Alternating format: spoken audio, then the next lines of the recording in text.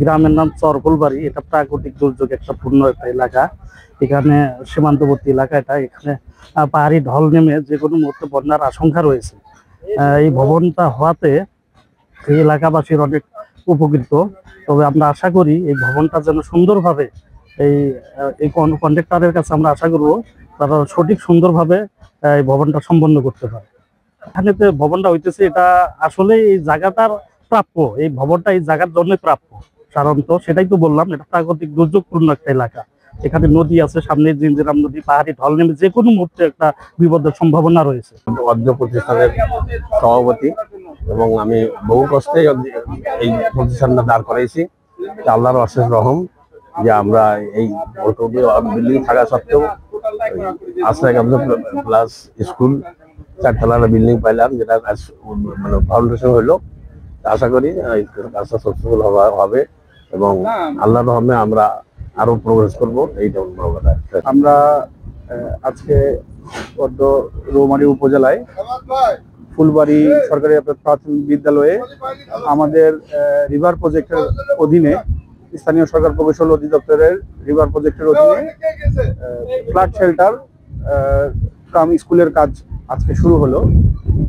এই ফ্ল্যাট শেল্টারটি 4 তলা ভবন হবে এবং এইটির ফাউন্ডেশন পরবর্তীতে এইটি এক্সটেন্ড করা যাবে, ভার্টিক্যাল এক্সটেনশন করা যাবে। আর এটি পাইল ফাউন্ডেশন, প্রিকাস্ট পাইল ফাউন্ডেশনের একটি ভবন। ভবনটির কস্ট হচ্ছে, নির্মাণ ব্যয় হচ্ছে আনুমানিক 6,96,00,000 টাকা। এর সাথে কানেক্টিং রোড ইনক্লুড আছে, কানেক্টিং রোড সহ 6,96,00,000 টাকা। আমি মোহাম্মদ জাহাঙ্গীর আলম, উপসহকারী প্রকৌশলী, এলজিডি, রৌমারী কুড়িগ্রাম। আমি উপজেলা প্রকৌশলী মহোদয়ের নির্দেশ ক্রমে আজকে এই রিভার প্রজেক্টের কাম ফ্ল্যাট শেল্টার কাজের উদ্বোধন করলাম। এর পাইল কাস্টিং হবে 1-1.5-3 রেশিও। আর কাজটা সুন্দরভাবে করার জন্য সবার সহযোগিতা কামনা করি।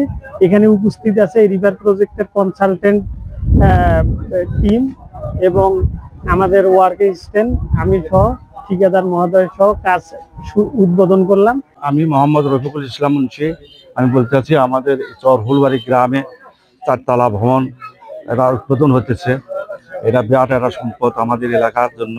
আমরা সবাই যেভাবে পারি সহযোগিতা করে যেন এই কাজ সম্পন্ন ভালোভাবে নিতে পারি। রৌমারী উপজেলা রৌমারী সদর ইউনিয়নের ফুলবাড়ি স্কুল মাঠে এলজিডির মাধ্যম দিয়ে 4 তলা আশ্রয় কেন্দ্র একটা ভবন শুভ উদ্বোধন হলো আজকে। আমরা আশা করি যে বিভিন্ন প্রতি বছরে পাহাড়ি ঢল পানি দিয়ে আমাদের এই অঞ্চলের মানুষ যে বন্যা কবলিত এলাকায় যেভাবে গরু ছাগল ভাড়া মানুষ নির্যাতিত হয়, সেই জায়গা থেকে আমরা এই ভবনটার মাধ্যম দিয়ে উপকৃত হবো আমার জনগণ।